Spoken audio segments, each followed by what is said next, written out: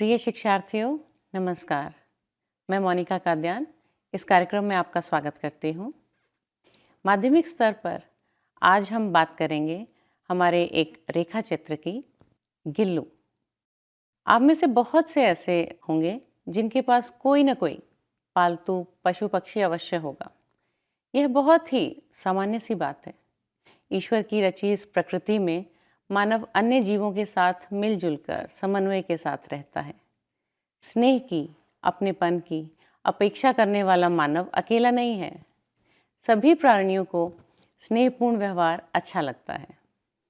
आपने अक्सर देखा होगा कि ये पशु पक्षी अक्सर हमारे जीवन में अपना एक विशेष स्थान रखते होंगे।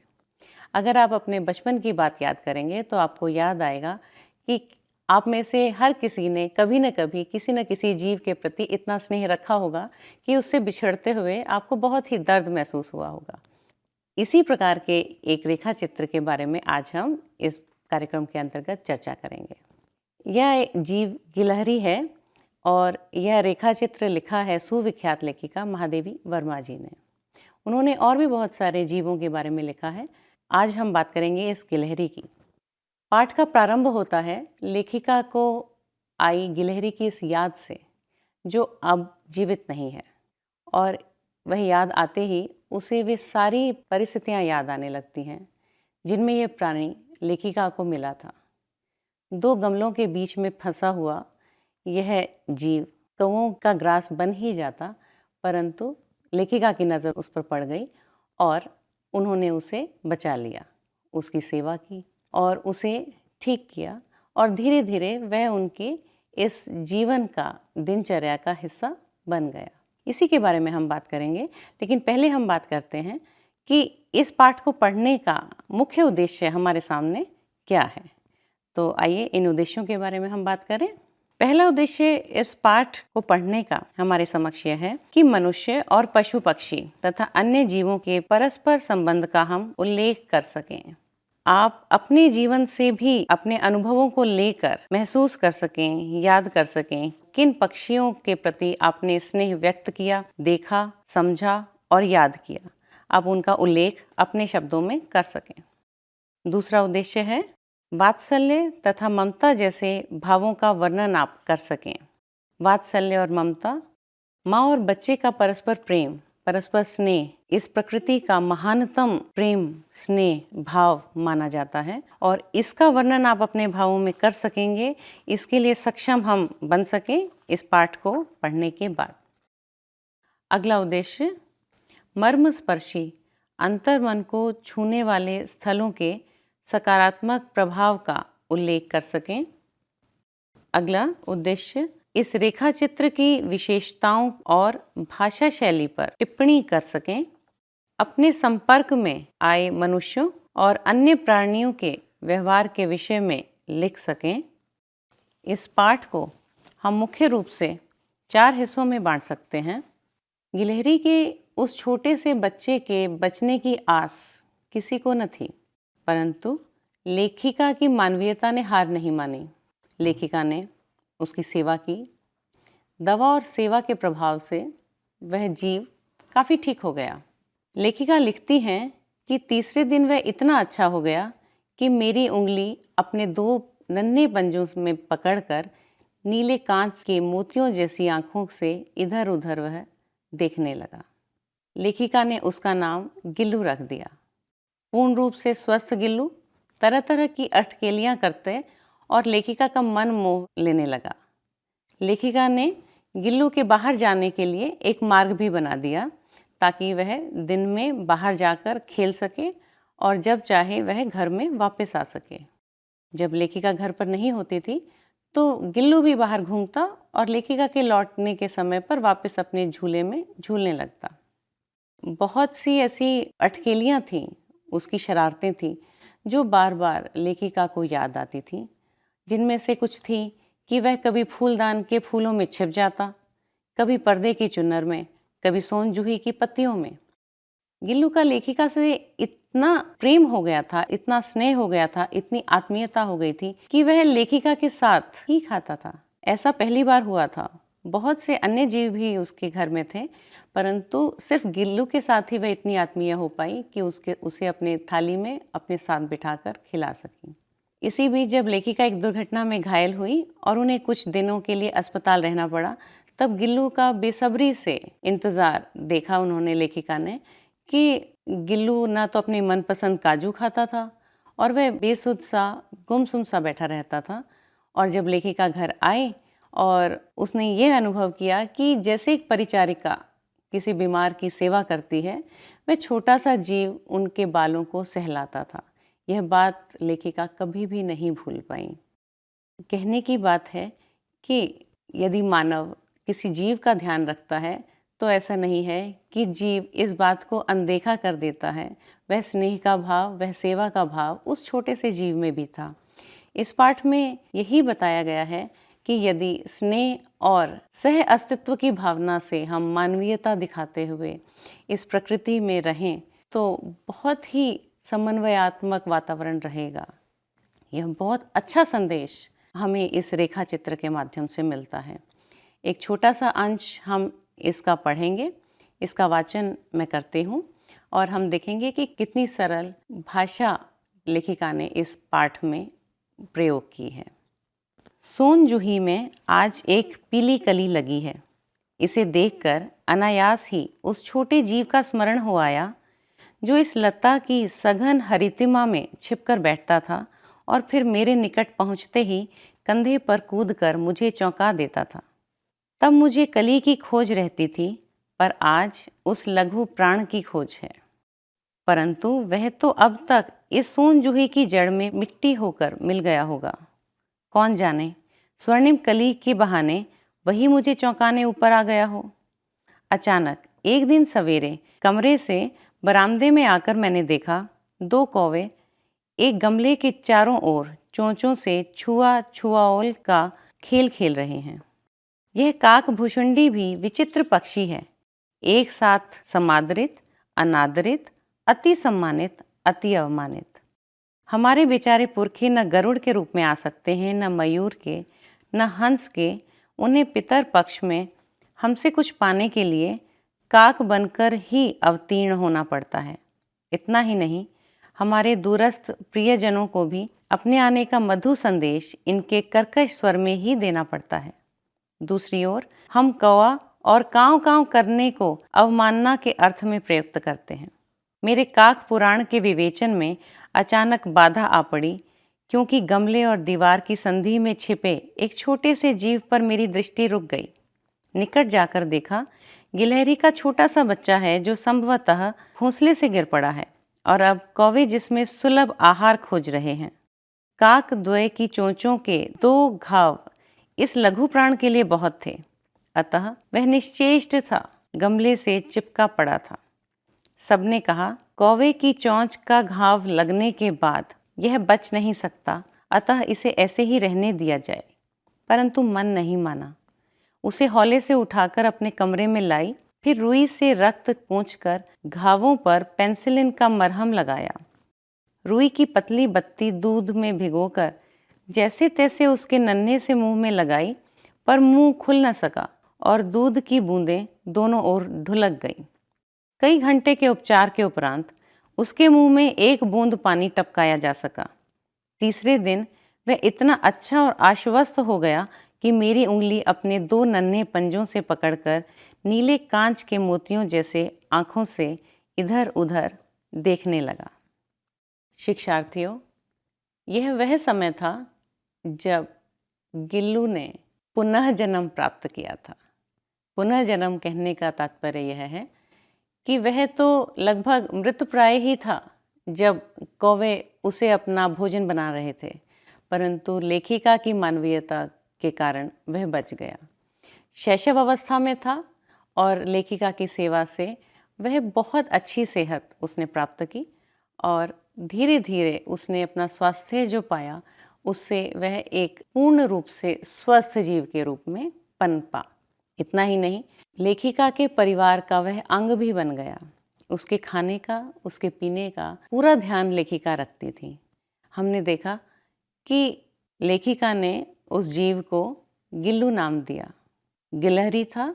जातिवाचक संज्ञा को व्यक्तिवाचक संज्ञा में परिवर्तित करते हुए बहुत ही सुविधाजनक नाम गिल्लू दिया गया। धीरे धीरे गिल्लू अपने जीवन के वसंत समय में आया। वसंत जो यौवन का प्रतीक है, तो वह खिड़की के पास बैठा हुआ बाहर देखता रहता। यह देखकर लेखिका को लगा कि उसे मुक्त करना बहुत ज़रूरी है, क्योंकि घर में कुत्ते और बिल्लियों से उसकी रक्षा करना भी संभव नहीं था। इसलिए लेखिका ने एक खिड़की से जाली काटकर उसका बाहर जाने का रास्ता बनाया। लेखिका जब घर से बाहर होती थी तब वह बाहर जाता था। बाहर जाकर वह पूरी शरारतें, अटखेलियाँ खेल करता था, और जब लेखिका के आने का समय होता था तब वह पुनः आ जाता था और वहाँ रखे हुए अपने झूले में वह झूलने लगता था। बीच में लेखिका एक दुर्घटना से ग्रस्त हुई। उन्हें कुछ समय बाहर रहना पड़ा। जब भी दरवाज़ा खुलता, गिल्लू को बस इंतज़ार होता लेखिका का। जब वह देखता कि लेखिका नहीं है, कोई और है, तो वह फिर मायूस सा अपने झूले में बैठ जाता। इससे हमें यह पता चलता है कि मानव ही नहीं, जीव भी, पशु भी, पक्षी भी स्नेह के लिए लालायित रहते हैं, और जिनसे उन्हें स्नेह होता है उनका उसी तरीके से इंतज़ार करते हैं जैसे हम मानव अपने परिवारजनों का शाम को घर आने का इंतज़ार करते हैं। यह रेखा चित्र आगे बढ़ता है और लेखिका उनकी विभिन्न तरह की शरारतें बताती हैं। वह किस तरह से उसका ध्यान आकर्षित करने के लिए तरह तरह की शरारतें करता है, और कभी पर्दे पर चढ़ जाता है, कभी लिफाफे में वह उसे उठाकर रखती हैं, और वह अपनी मोटी मोटी आँखों से उसे स्नेह से देखता है। लेखिका उसे अपने साथ खिलाती है। वह लेखिका की ही थाली में बैठकर खाता है, और धीरे धीरे लेखिका ने उसे इतना सिखाया कि वह एक एक चावल का दाना बहुत सफाई से उठाकर खाने लगा। चूँकि प्रकृति का नियम है, जो जन्मा है उसकी मृत्यु अवश्य होगी, और प्रकृति ने गिलहरी जीव के लिए 2 वर्ष का ही समय रखा था। अंततः वह समय आ गया जब गिल्लू इस दुनिया से विदा लेने लगा। लेखिका को इस बात का बहुत दुख था। उसने उसके ठंडे पंजे देखकर इस बात का अनुमान लगा लिया कि हाँ, अब वह मृत्यु को प्राप्त हो रहा है। उसने काफ़ी कोशिश की कि उसे बचाया जा सके, परंतु प्रकृति का नियम नहीं रोका जा सकता, और सवेरे होते होते वह मृत्यु को प्राप्त हो गया। शिक्षार्थियों, हम देखते हैं कि हमारे समाज में मृत्यु प्राप्त व्यक्ति को या जीव को दफनाने का और शवदाह का ही प्रचलन है। चूँकि पशुओं को जलाया नहीं जाता, इसलिए लेखिका ने उसे उसी सोन जूही की जड़ों में दफनाया जिस पर चढ़कर इठलाना उसे बहुत पसंद था। जब सोन जूही की कली निकली तो लेखिका को लगा कि जैसे वही जीव उसकी ओर मुस्कुरा रहा है। बहुत ही मर्मस्पर्शी, दिल को छूने वाला यह रेखा चित्र हमें कहीं न कहीं इस बात को विचार करने पर मजबूर करता है कि क्या हम इतने ही आत्मीय अपने साथ रहने वाले जीवों के प्रति हैं जितने की लेखिका थी। बहुत ही महत्वपूर्ण, बहुत ही रोचक यह रेखा चित्र हमारे सामने बहुत सारे प्रश्न ऐसे रखता है। अब हम बात करेंगे इस रेखा चित्र में प्रयुक्त हुई भाषा शैली पर। आप देखेंगे कि इस रेखा चित्र की भाषा बहुत ही रोचक है, बहुत ही सरल भाषा, बहुत ही सरस भाषा। जैसे आप अपनी आंखों के सामने यह सारा दृश्य, ये सारी स्थितियां स्वयं देख रहे हैं। इस रेखा चित्र में बहुत से शब्द ऐसे इस्तेमाल किए गए हैं जो हम आम बोलचाल में प्रयोग करते हैं। आपको पढ़ते हुए बहुत आनंद आता है, तरह तरह की भावनाएं आपके मन में उमड़ती हैं। आपने देखा कि यह पूरा रेखा चित्र एक आत्मकथात्मक शैली में लिखा गया है।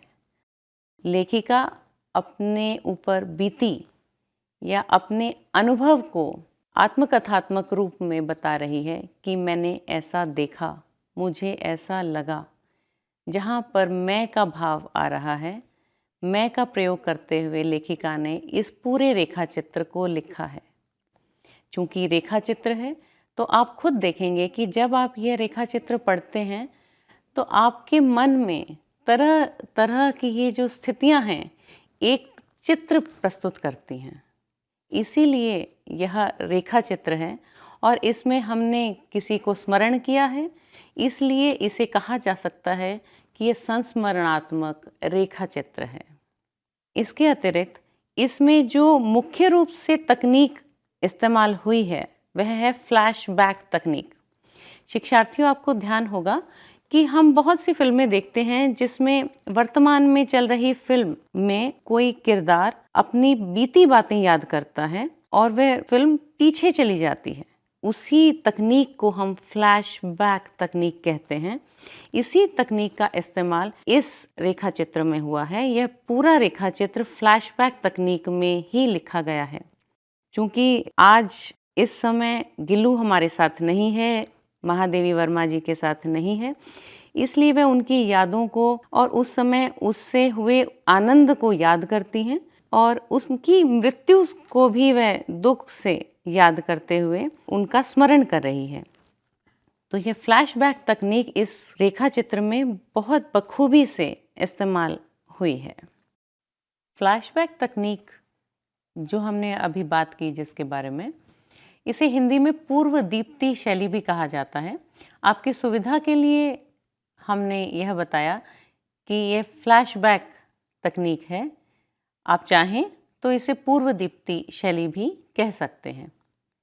इस रेखा चित्र की लेखिका महादेवी वर्मा का संक्षिप्त परिचय हम प्राप्त कर लेते हैं। महादेवी वर्मा का जन्म सन 1907 में फर्रुखाबाद उत्तर प्रदेश में हुआ। उन्होंने उच्च शिक्षा इलाहाबाद उत्तर प्रदेश से प्राप्त की और वे आजीवन इलाहाबाद में ही रहीं। वे छायावाद की महत्वपूर्ण कवयित्री थीं। यामा उनकी कविताओं का प्रमुख संकलन है जिस पर उन्हें भारतीय ज्ञानपीठ पुरस्कार से भी सम्मानित किया गया था। उनके काव्य संग्रह हैं दीपशिखा, नीरजा, नीहार और रश्मि। कविता के साथ साथ उन्होंने महत्वपूर्ण गद्य साहित्य भी लिखा। उनके संस्मरण और रेखा चित्र बहुत महत्व के हैं और कवित्री के साथ साथ एक रेखा चित्रकार और संस्मरण लेखिका के रूप में भी उन्हें विशेष ख्याति प्राप्त है। गिल्लू रेखा चित्र जो हमने अभी पढ़ा उनके मेरे परिवार नामक संग्रह से लिया गया है, जिसमें उन्होंने गिल्लू के अतिरिक्त नीलकंठ जो मोर के बारे में है, सोना जो हिरनी के बारे में है, दुर्मुख जो खरगोश के बारे में है, गौरा जो गाय के बारे में है और नीलू जो कुत्ते के बारे में है, साथ ही निक्की जो नेवले के बारे में है, रोजी और रानी जैसे मानवेतर प्राणियों के भीतर छिपी संवेदनशीलता को उन्होंने चित्रात्मक रूप में व्यक्त किया है। इसके अतिरिक्त स्त्री की स्थिति और उसकी समस्याओं पर श्रृंखला की कड़ियां नामक उनके लेखों का संग्रह भी है। अंत में हम बात करते हैं कि हमने इस पाठ की चर्चा करने के बाद क्या क्या सीखा। हमने सीखा पशु पक्षी हमारे जीवन का अभिन्न अंग हैं और उनके प्रति मानवीय करुणा का भाव हमें रखना चाहिए। पशु पक्षी हमारे मित्र और सहायक हो सकते हैं। यदि हम उनकी रक्षा करेंगे तो वे भी हमारे सुख दुख में साथी होंगे। प्रेम और ममता का भाव पशु पक्षियों या मानवेतर प्राणियों में भी उसी प्रकार होता है जैसे कि मानव में। गिल्लू के व्यवहार से मन पर सकारात्मक प्रभाव पड़ता है। करुणा और समानुभूति के माध्यम से हम किसी को भी अपना बना सकते हैं। जिस प्रकार मानव में उम्र के अनुसार शारीरिक एवं व्यवहारगत परिवर्तन होते हैं, वैसे ही अधिकांश मानवेतर प्राणियों में भी ये परिवर्तन होते हैं। इस रेखा चित्र की भाषा शैली सहज, सरल और सरस है। इसकी भाषा प्रवाहपूर्ण है। भाषा में तत्सम, तद्भव, देशज तथा अन्य भाषाओं से प्राप्त अर्थात आगत शब्दों का प्रयोग किया गया है। रेखा चित्र और संस्मरण आधुनिक गद्य विधाएं हैं। जहाँ रेखा चित्र में चरित्र की खास खास बातों के चित्रण का विशेष महत्व होता है, वहीं संस्मरण में स्मृति महत्वपूर्ण हो जाती है। रेखा चित्र का संबंध विगत और वर्तमान से होता है, जबकि संस्मरण का बीते समय से। रेखा चित्र की अपेक्षा संस्मरण में आत्मीयता अधिक होती है। महादेवी ऐसी विशिष्ट रचनाकार हैं जिनके लेखन में अभावग्रस्त मनुष्य ही नहीं, पशु पक्षियों तक को गहरी आत्मीयता मिली है।